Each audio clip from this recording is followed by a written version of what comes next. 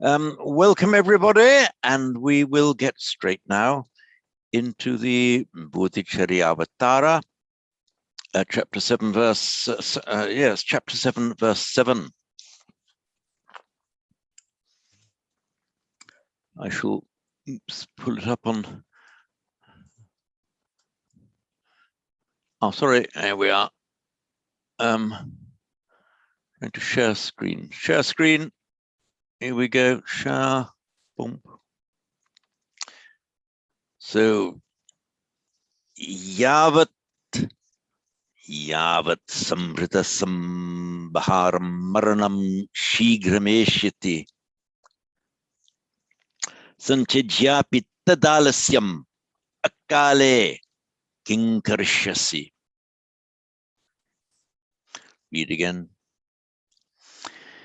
Yavat sambrita sambharam maranam shigrameshyati sanchijyapi tadalasyam akale kinkarishyasi. Now, yavat, the essential meaning of yavat, it's a correlative.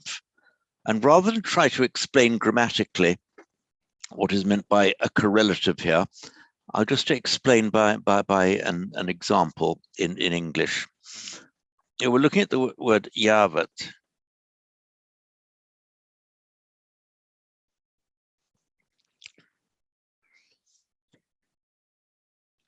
The best way of understanding these relative clauses in Sanskrit is to look at what we say in English. In English, we might say, do what I say. Do what I say. Now, the what there is a relative. It's not an interrogative, what I am saying. It's do what I say.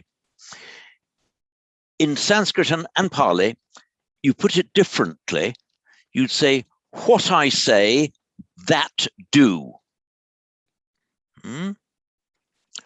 What I say, that do. And similarly,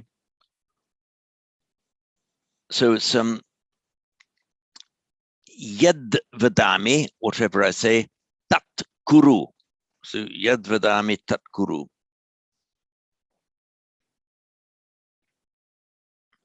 Yad vadami tat kuru. What I say, that do. Now, similarly, yavat and tavat mean respectively how much and that much. So, in English, we'd say, take however much you need, for example. Take however much you need. In Sanskrit and Pali, you would say, yavat you need, tavat take. In other words, however much yavat you need, tavat take. You'll get used to this as time goes on. Now, there is an alternative meaning to yavat, meaning just while something is going on. So yavat maranam eshyati. In this sentence, just taking those three words out of the yavat maranam eshyati, while, or as much as, while. In English, we can say in as much as, meaning because or while. So yavat maranam eshyati, while, or exactly at the same time that death will be coming. Sambrita sambharam. Okay. Now, the subject we have the root mri, meaning to die,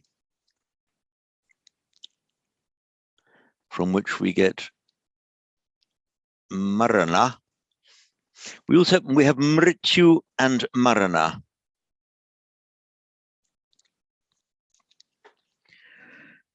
They both mean death, but with a different emphasis. Marana is more the process of dying,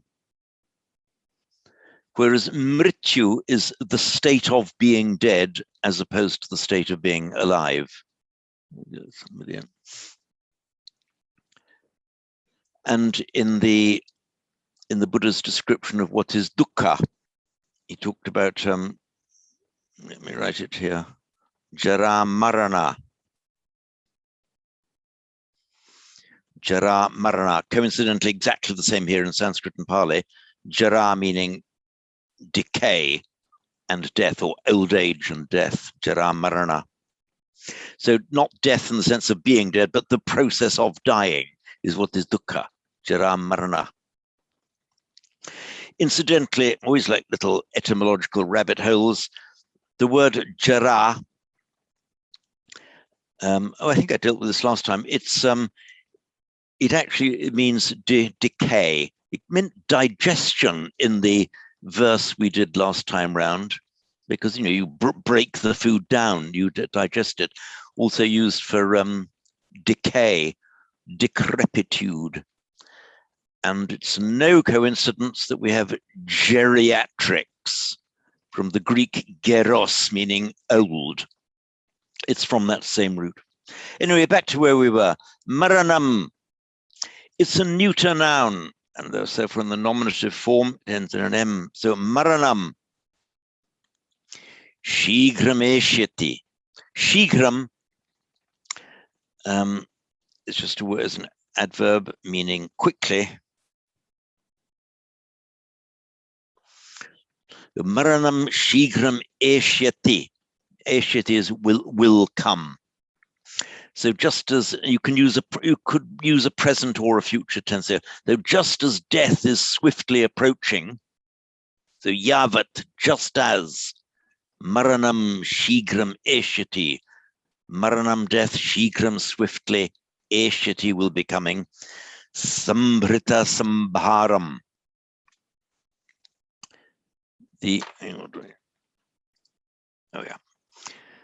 Sambhrita sambharam.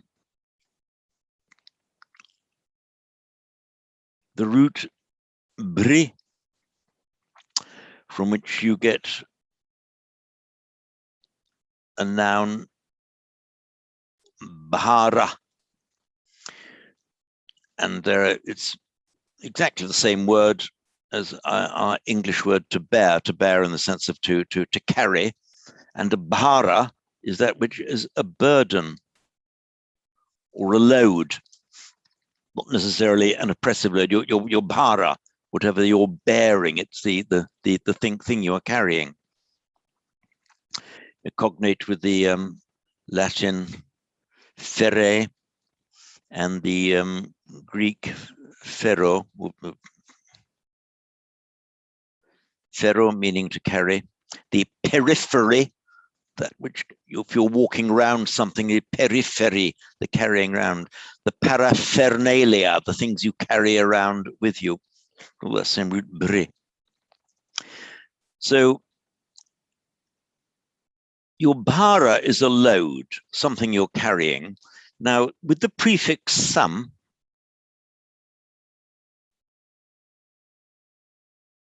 your sambhara, this is where the prefix sam has, it's cognate with our Latin co and con, meaning with, but it often has the sense of completion.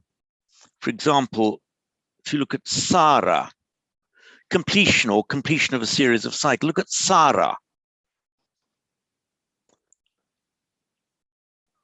Just from the root sri, meaning to proceed or to go. Now, sara, now many of you may think, ooh, what does the word sara mean? But as soon as you put a sam in front of it, that's what it means, samsara. Okay, so sara is just going. Samsara has the idea of a completed action, or in this case, a series of completed actions. So samsara is going round and round and round, a series of completed actions. Bri, to bear, what is sambhara? It's the idea of getting everything together completely. So in other words, it's the kit that you need to take with you. not just any old load, your Sambhara, that which you are equipped with, you're carrying with you, you're kitted up. The past participle of bri is regularly formed as brita. So if you are sambrita,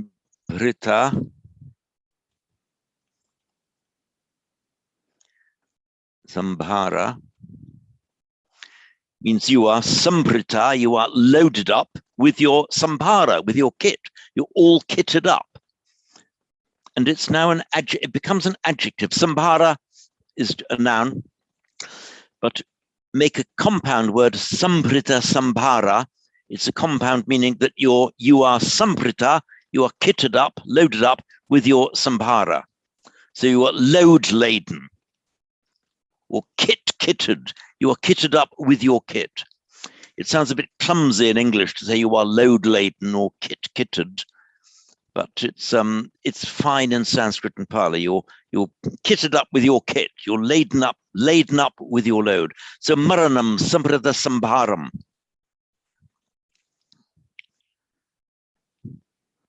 Sambhara is actually a masculine noun.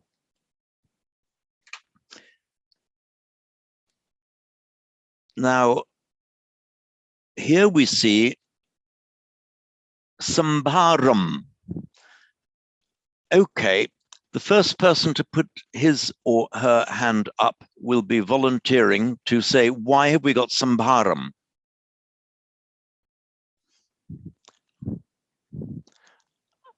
I'm not quite sure whether I detected Mariano attempting to saying something, but he's still muted. And one of my Pali students will get it.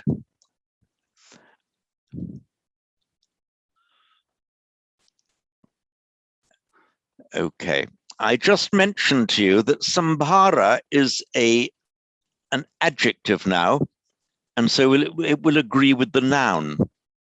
I also mentioned a few moments ago that maranam is a neuter noun. Did I say it was a neuter noun? If I didn't, my bad, I forgot. Anyway, it's a neuter noun. Here it's maranam as a neuter noun. Maranam eshiti, death will be coming. Sambrita sambharam. Now, sambrita sambhara is now an adjective qualifying maranam. So maranam, death, sambrita sambharam, all kitted up.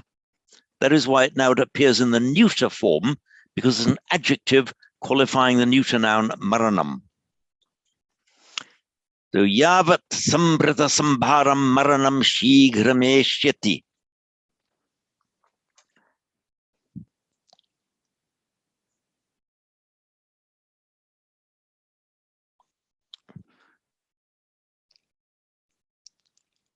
Now, I think there should be nobody left who doesn't know the meaning of the root I, just meaning to go. When you make a future, we'll deal with this in detail in the Eganus lessons as we go along, but you often add a shia or a sia as a kind of stick that in, and it makes a future. And often the I will mutate to e by guna. So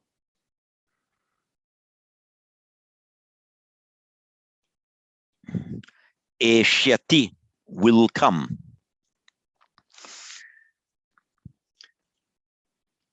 And I'm sure everyone knows by now, but this I meaning to go,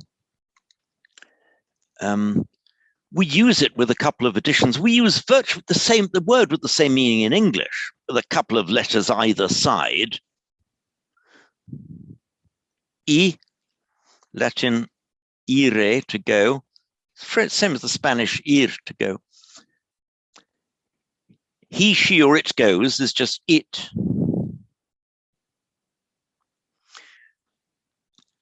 And goes out, it's now used as is exit, you see. So we have our English word exit, but the I there, that root, the I, is the Sanskrit I and the Latin I, exit. Okay, eshyati will be going, or will be coming. There's a bit of fluidity there. So even while death will be coming, Sambrita Sambharam, all kitted up, all ready with his implements. Down to the second line. Let me call up the second line. Back here. Sanchijyapi tad alasyam akale kinkarishyasi. Read again. Sanchijyapi tad alasyam akale kinkarishyasi.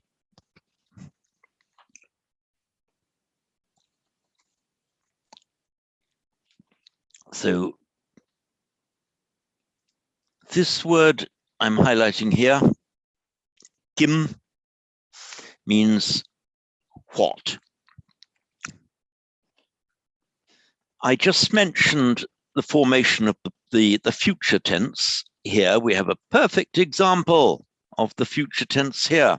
And let me get back to iPad screen. Root kri, often convenient to regard as kar. Often with the link vowel I before the sh, so ish. Karishyati, he sure it will do. Karishyasi, you will do. So king karishyasi, what will you do? So what will you do when death is coming for you, fully kitted up? Santyajyapi tad alasyam. So when death is coming swiftly, Santyajyapi tad alasyam. Tad, let me call this back. Tad. It could also actually be, in fact, I've just spotted now, I should have put a note. Tad can mean, tad normally means that, tad or tat. It could also here be tada. In fact, on second thoughts, I think I'm going to make it here. Look, I'm going to change it to tada. It makes more sense and needn't bother you with an irregularity. Tada. So tada alasyam then becomes by santi.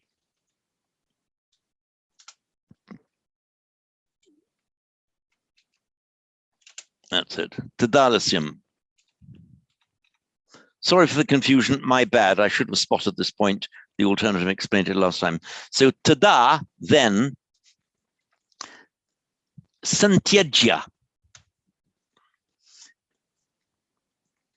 We have the root, sorry, show you my iPad screen. Tyaj means to abandon. And you may remember from the verse we did last time, abhyaso nahi tyaktavyo.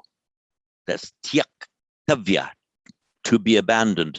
Natyaktavya, not to be abandoned. So the gerundive, needing to be done, is tyaktavya.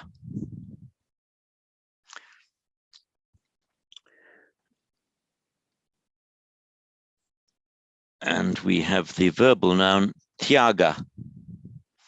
Tyaga just means abandoning or leaving, but in the Buddhist practice sense, in Sanskrit, in the Pali rather, chaga just means renunciation, abandoning things, leaving worldly things. So tyaj. So this is santyaj.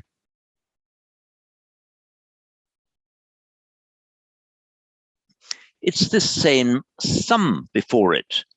The idea now here being a completed action. So santyajya, the ya being the absolutive ending, meaning having abandoned. So santyajya, having completely abandoned, not just left it, but totally, the santyajya, totally let it go. Santyajya api.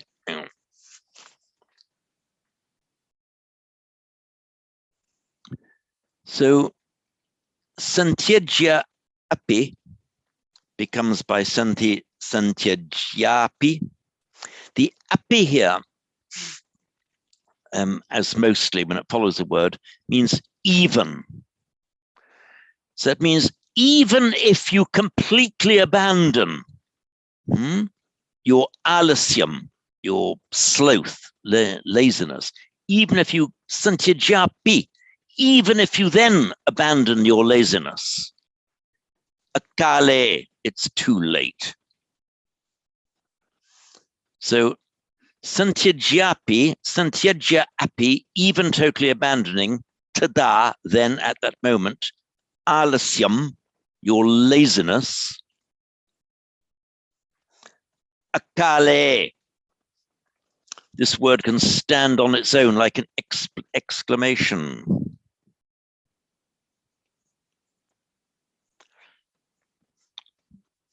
The word kala means time. And you can negate it. You can negate it and put it in the locative case. Negation by the prefix a. And in the locative, that means literally in kale, in time, akale, in non-time, which is the same way as how they say out of time, too late, not in time, akale, out of time. So even if as death is coming to you, then decide, ooh, like a deathbed confession. In the religion I was brought up in, deathbed confessions were all right. You know, you weren't out of time, provided you make your deathbed confession.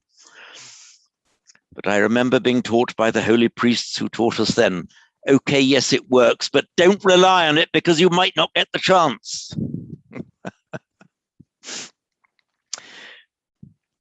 According to Shantideva, deathbed confessions or deathbed abandonment of worldliness is no good at all because there's quite a bit of work to be done this side of death. Right?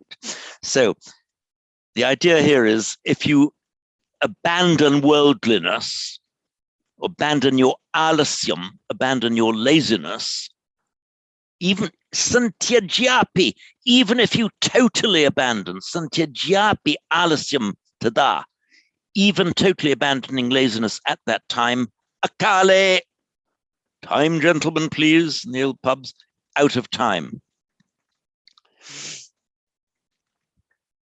So, death is coming, shigram, swiftly, samrita sambharam, all kitted up. Tada, at that moment, santyajyapi, even totally abandoning alasyam, akale, time's up, the bell's gone. Kinkarishyasi, what will you do?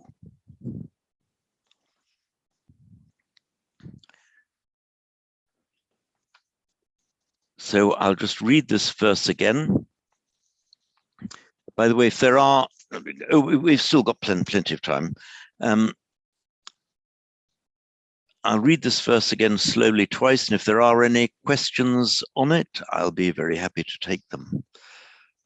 The Yavat sambrita sambharam maranam shigrameshyati santyajyapi tad alasyam akale kinkarishyasi. Once more, yavat sambrita sambharam maranam shigrameshyati santyajyapi tad alasyam akale kinkarishyasi. Right, if there are any questions on that, I will take them for you. Otherwise, we can move on to verse 8. James, we have a question in the chat. Please. So this person's asking, what about the word samyama? Samyama. Okay.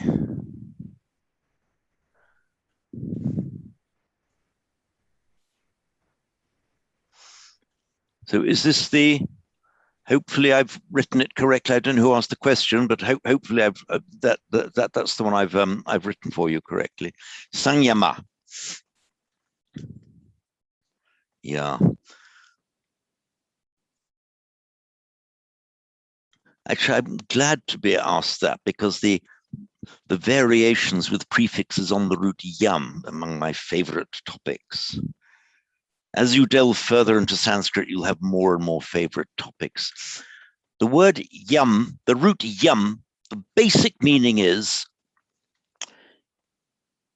an exertion, an application of force, one thing against the other. Yam.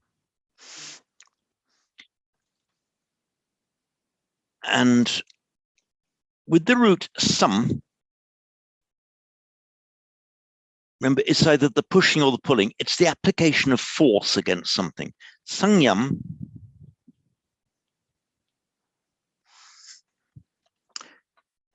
the prefix sam here has the meaning of back or with, holding it to you. So restraining, sangyam, exercising force or exercising pressure to hold something back. It's exactly as we say in English, restraint. And curiously enough, we have a word with in English, mostly meaning in the company of, but in certain cases it can have the idea of restraint, withhold, to hold back, to withdraw, to draw back, to withstand, to stand up against something. So sangyama has the sense of restraining yourself, holding yourself or holding something else back, restraining it. Now, this lovely word leads us into the eightfold path. We have I'll write in Pali then Sanskrit. Sama, here we go. Samavayama, often translated as right effort in Sanskrit.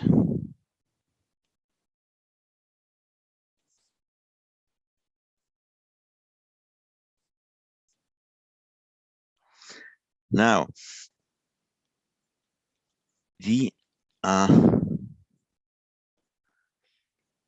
yam is another one of those very, very common roots where you make a verbal noun by lengthening the a and adding an a for the short a masculine. So vi-a-yama.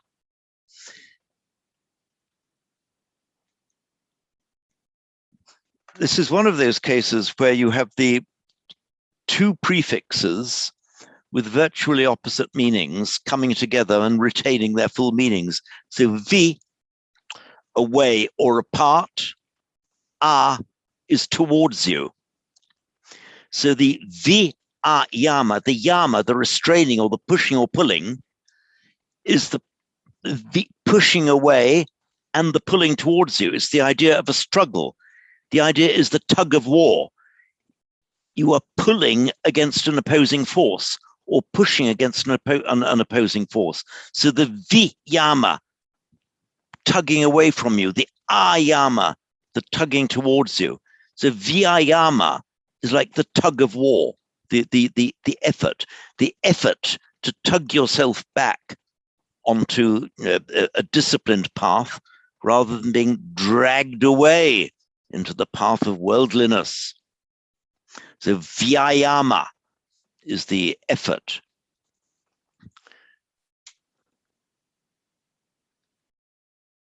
And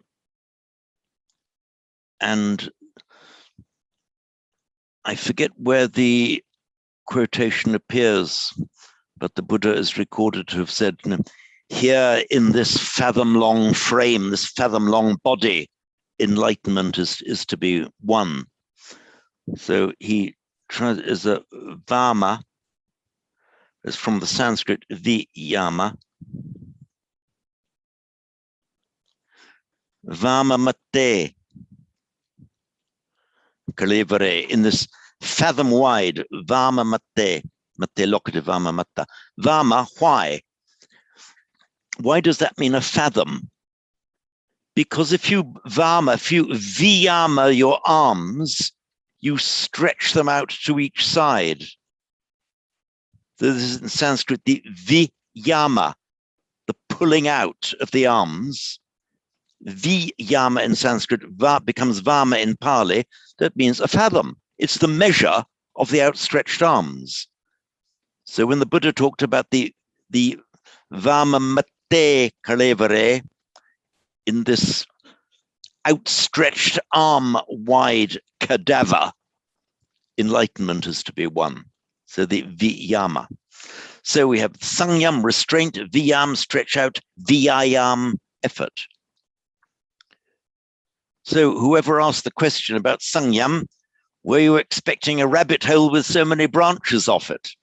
That's one of the delights of Sanskrit. You can go on and on. Occasionally I have to be told to be stopped when I'm stopped, and I'm just getting hole after hole after hole. And the yam makes the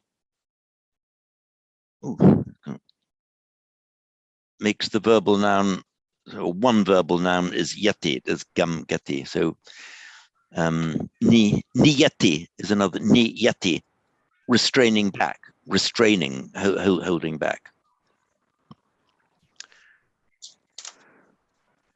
Right, I hope that deals with that question, and if there are any more, I'll happily take them. Any more, Lavinia? Yes, we have 2 more questions, James. So the first one is asking if in the Sanskrit text you had joined together the words tad, alasyam, akale. Yes. When I run them together? Sorry, read the question again, please, Lavinia. Have you joined the words together, tad, alasyam, akale, in the Sanskrit text? Okay, I'm just going to have to be brave about this. I failed to spot something when I made this addition. I failed to spot that there was an alternative. So what the real answer to your question is this. Have I run the word tad, or tat, means that, but it can also mean then. Not often, but it can mean then. The word tada just means then. And it's the correlative with yada, and indeed kada, when. So tada means then. When I first read this text in the Devanagari, it was just written tadalasyam. Tadalasyam.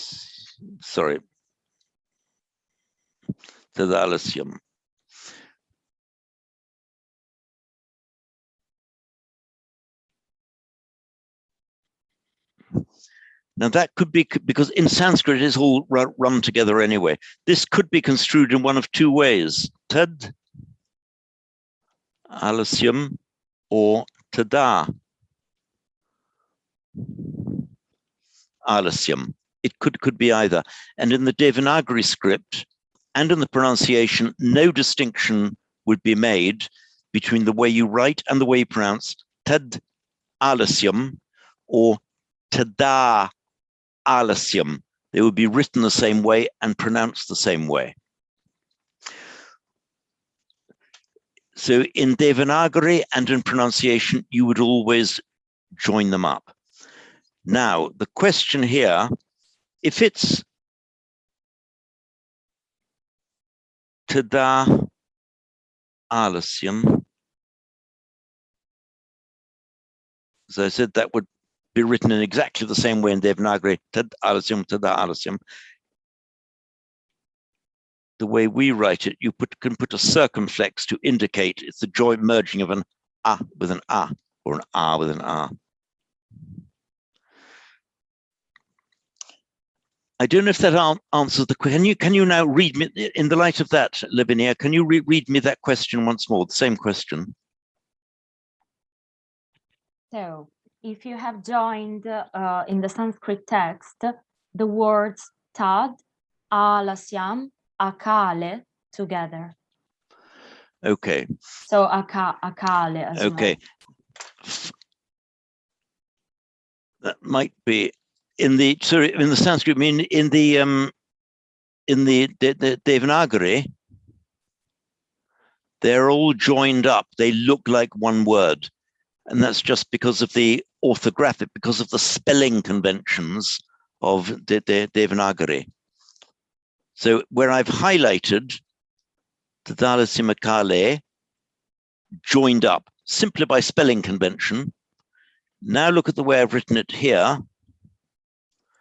I've now written it with the circumflex a to indicate it's tada alasyam. And here I've separated the words out. So in the third box, I've, as it were, dissolved the sandhi. I've separated them out. And I'm going to put, I'm now going to put the a here. Sorry.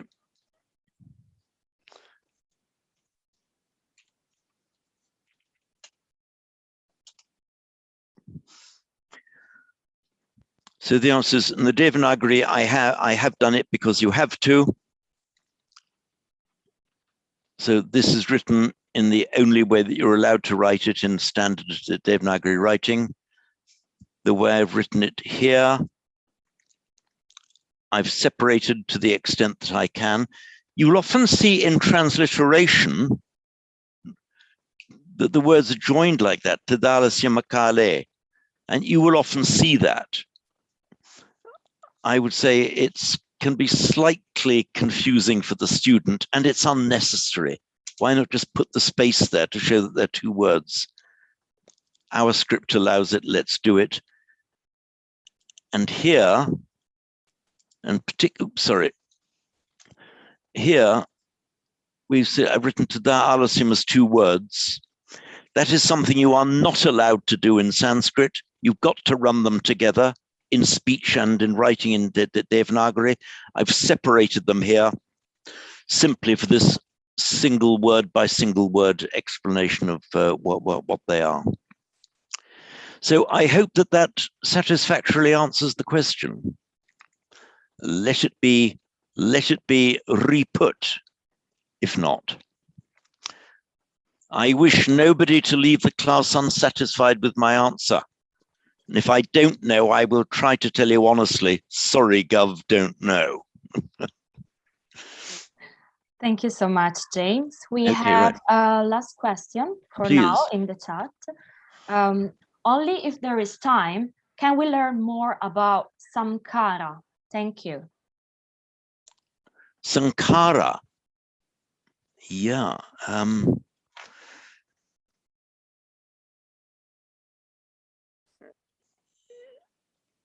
How was Sankhara written, Lavinia? Was it written like this?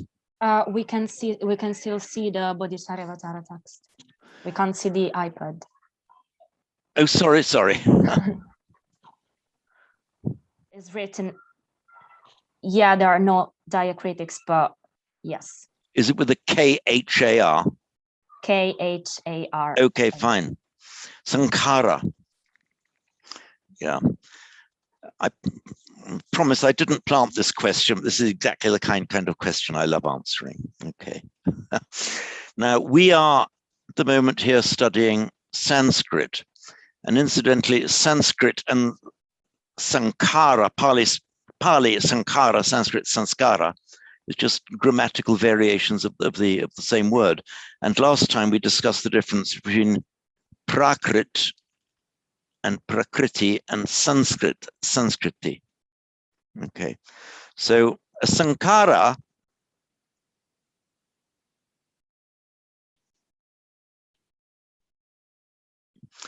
Sankri, the root kri means to do or to put. Sankri, to put together. means to put together, to assemble something. By a quirk of Sanskrit phonetics, when the prefix sam occurs before the root kri or any of the variants of it, it inserts an S. It's a bit irregular, but that's how it happens. From the root kri, to make, we get past participle krita, to make or to put. So sankrita, put together, you insert the S. So sanskrita, something that's put together, that's formed. In other words, the opposite of prakrita. Prakrita in its raw natural form. Pra in this context meaning original. Prakrita, how it was originally made. And the word prakriti means nature. Nature, in other words, in its raw form, before anything is done to it, something in its natural form. Like a tree is in its prakrita nature. It is prakrita, the tree as it naturally grows. The piece of furniture made from the wood is sanskrita. It's assembled out of the prakrita. So sanskrita, assembled. Now, a sanskara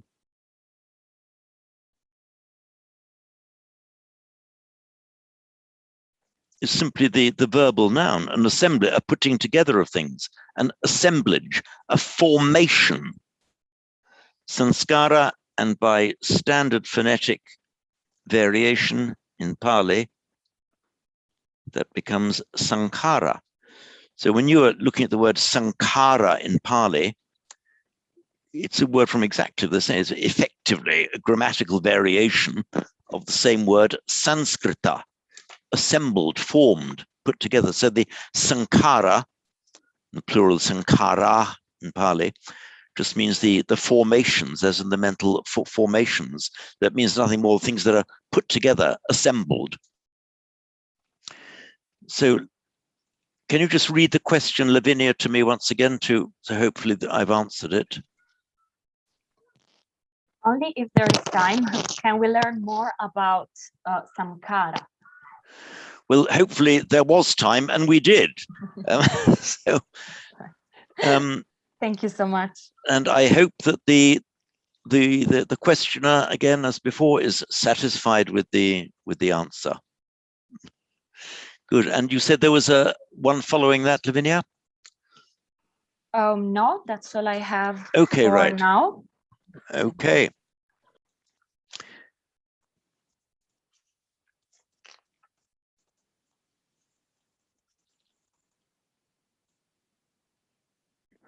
I could read the verse again, or I could ask for a volunteer to read it. By the way, on the previous lesson, you know, with the grammar lesson, I said that if your faces were showing on the screen, that means that you were volunteering. However, don't turn yourselves off. That only applied to the grammar lessons. I wouldn't suddenly do that to you now on a full verse in Sanskrit. But anyone who wants to have a go at reading it out, you may raise the hand.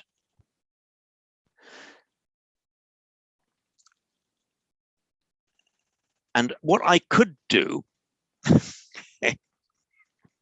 I'm going to be really mean now. I'm going to shut my eyes. I'm going to point at the screen without looking, and the nearest face to where my finger goes will be asked to read it out.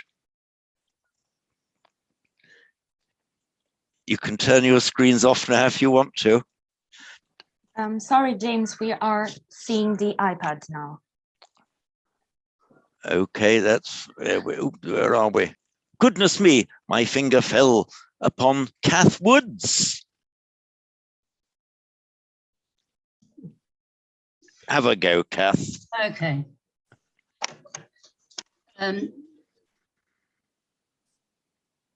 Yahat Sambhrata Sambharam Maranam Shighram Eshyati Santyajyapi Tadalasyam Akale Kinkarishyasi. Kath, you've got the job for next time as well. I mean, that came out really nice. There was no error. Very good. There was no error there. That was wonderful. Should we do it again with somebody else? Okay. Goodness me. Yes, my finger fell upon Jean Ann.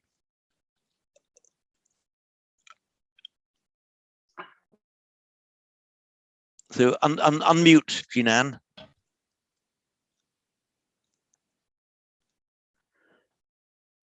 You're still muted. We can't hear you. Yeah. Oh, there we are. There we are. Right. Okay. Let's see. Yavat samprita sambharam maranam shigram esyati santyajapi tadalasyam akale kim karishyasi. Sorry, say that last word again. Karishyasi. Karishyasi, right. Karishyasi. There was just one. Did you say tadalasyam? Tadalasyam. Tadalasyam is correct. Good. I meant to say tadalasyam. I don't know what Okay. I was saying. It The comes out telephone right. rang in the middle of it. Sorry. We even do it in English sometimes. Okay, wonderful. Excellent.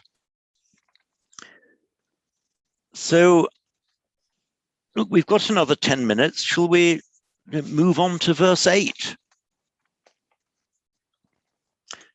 That means I'm going to have to do some pretty swift new recordings of videos and whatnot, because a week hence, we will almost certainly be on to verse 9. Right, where are we?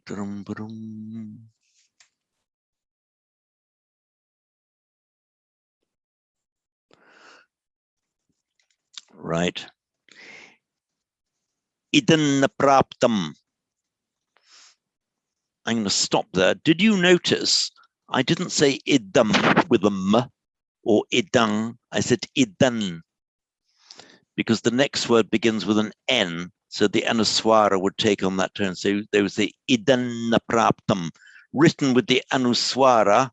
I'm highlighting it in the Roman script there, and that's the dum with the dot there, written as anuswara, but pronounced as an n, as a n, because the following word begins with a n. Sorry, my highlighting thing is sometimes going funny.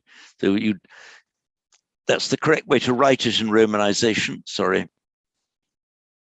with the dot under the M, but pronounced idan. Idan praptam arabdhamidam. Sorry, idam praptam arabdhamidam ardhakritastitam. Akasman mrityurayato hahatus niti chintayan. By the way, the sentence finishes in the next verse. So think, just show where you are. No, it doesn't. The sentence actually finishes in verse 10 with the same kinkarishyasi. What will you do? So all this is happening. Kinkarishyasi, what will you do? Then the next lot of awful things happening. Kinkarishyasi. So verses 8, 9, and 10 are all one sentence ending with kinkarishyasi. Right. Idam on its own. Idam napraptam. This has not been got or obtained.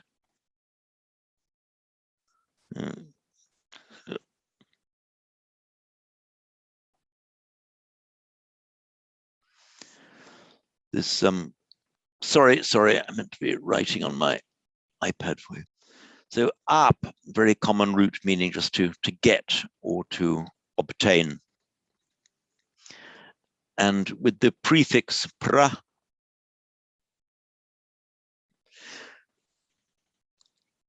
it doesn't really make it. Sometimes you put a prefix on, it doesn't make much of a difference to the meaning. Maybe a slight difference in tone, like eat it up. You know, they mean the same thing, but eat it up in the sense of finishing off. So prap, it just means, I read it was circumflex. Just means prap, to get hold of something, to obtain it. And the past participle is prapta, meaning got or obtained. So the idam is the neuter form. Idam, this, just mean when you're saying this is a general thing without specifying what it is. If you're saying this followed by a particular noun, you have to put the in the masculine, feminine, or neuter, as the case may be.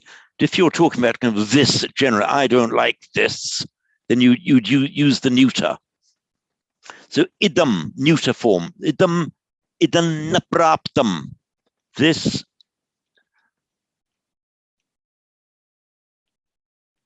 again, praptam in the neuter to agree with idam. This has not been obtained. In other words, wow, there was something I always wanted to have. My life depended on having it, and now I'm dying without getting it. Idam napraptam. This thing that I wanted, napraptam, has not been got, has not been obtained. I'm dying without getting what I wanted. Idam napraptam. And then the next one, arabdham idam.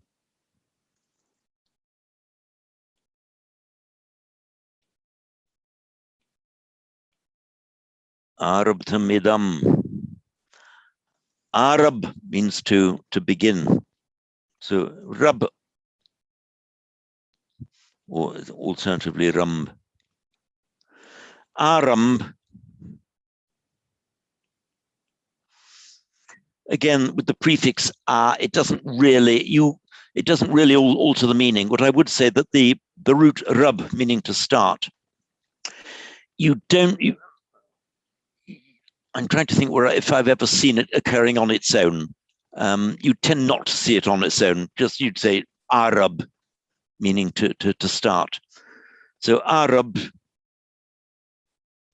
and the past participle Arabdha.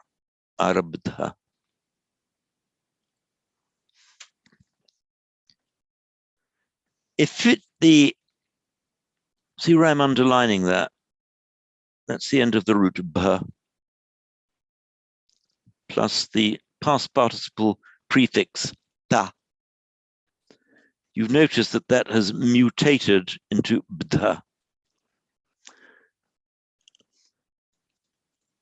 And you all know it another thing that you all know very well without knowing that you know it, though some of you may know by now, because you have the root bud, just meaning to wake up. And we know that the root bud plus the past participle ending ta, bud ta, by sandhi, by phonetic mutation, becomes, lo and behold, Buddha. So what happens is that the aspiration here shifts to the ta. So Buddha, Buddha. You can see why it makes it much easier to pronounce. You can't say Buddha, but Buddha comes out more easily. So Arabdha follows that same rule. That we'll be looking at in some detail as we go along. So Arabdha, begun. So Aradham idam, begun is this, or this has been begun.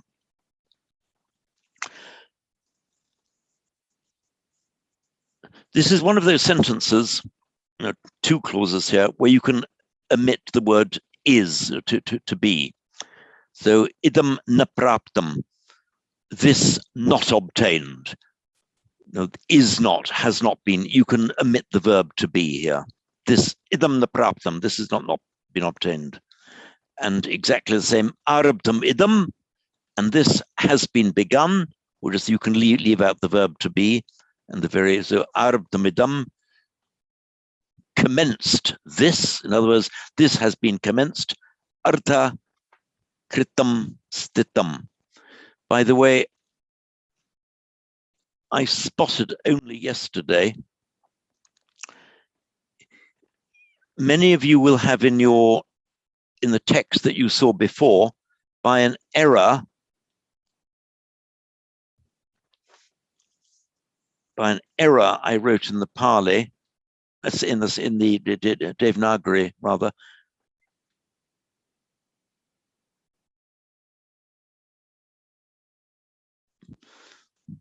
because when I was typing it into the system that converts into Devanagari, this is totally wrong and impossible in Sanskrit. It's ardha kritam. So if you see that in the early one, which has been corrected on the one I've since put up, just bear in mind that this is a pure typo on my part, the way it was done. So ardha kritam.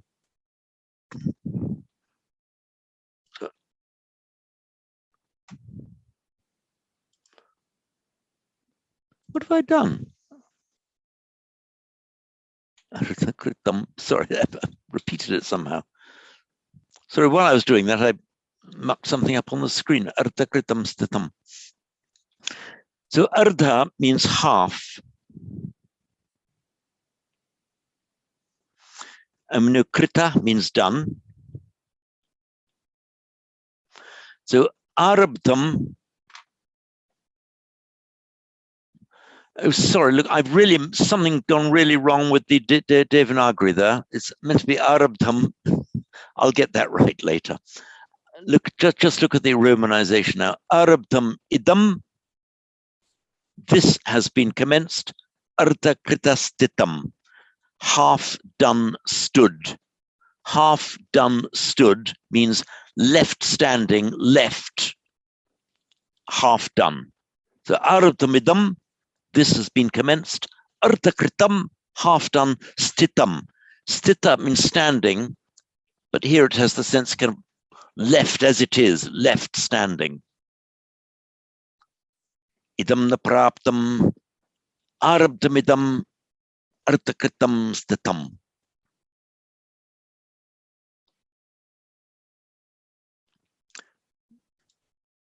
So that is right now. Praptam, arabdham, idam, ardha kritam stitam. Okay, that's correct now.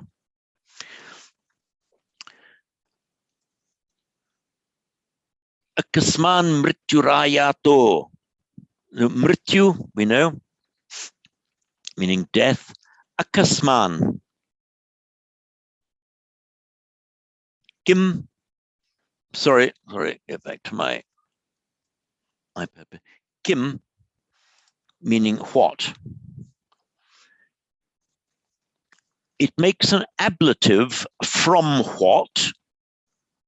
Kasmat.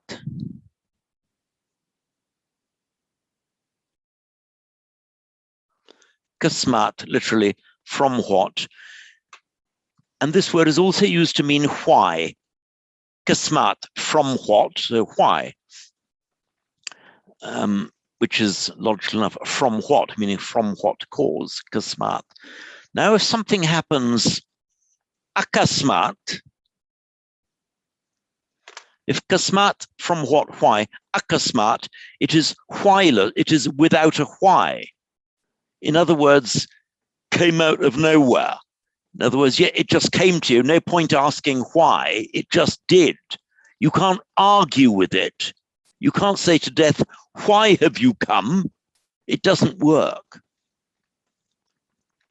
So if something happens akasmat, it means without any apparent cause, for no apparent reason, unexpectedly, suddenly.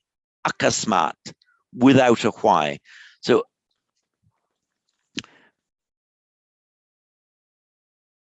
akasmat.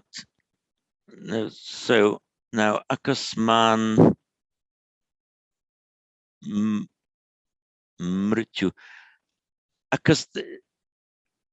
You'll see in the text it's akasman mrityu. It's just that by santi, the T changes to an N before an M. So the T changes to its corresponding nasal before the following nasal. Akasman mrityur. It's the same word. Ayato. This is a masculine mrityu, but this U becomes R before a vowel. Akasman mrityur ayato. Whyless, without a why, without a cause. Mrityur ayato. Death has come. So yata, the root ya, which is a variation on the root I, meaning to go I and ya are the same, effective, the same word. From where, as I've said before, we have yana, a going means a carriage or a vehicle. And if it's a big one, it's a mahayana, right? The big going, the great bit, the mahayana. So ayato has come, mrityurayato. So the becomes an ur before a vowel. And here's another one, again, that the word before a vowel or a voiced consonant. And you know what to do now. Because we don't say Ayurveda. The U becomes ur before the voiced consonant. We know that. Ayurveda. So Ayurveda is an example that you all know of the santi of the becoming r, ur before the voiced consonant. Right, it's 1:05, which break time. Odin Bidolf, 1 p.m. Odin Bidolf, break time. Odin Bidolf, thank you, Odin. I was beginning to feel it's 5 minutes. It's 5 minutes past my mug of coffee time. Okay, so I will see you again in within 10 minutes. Okay, see you then, chaps.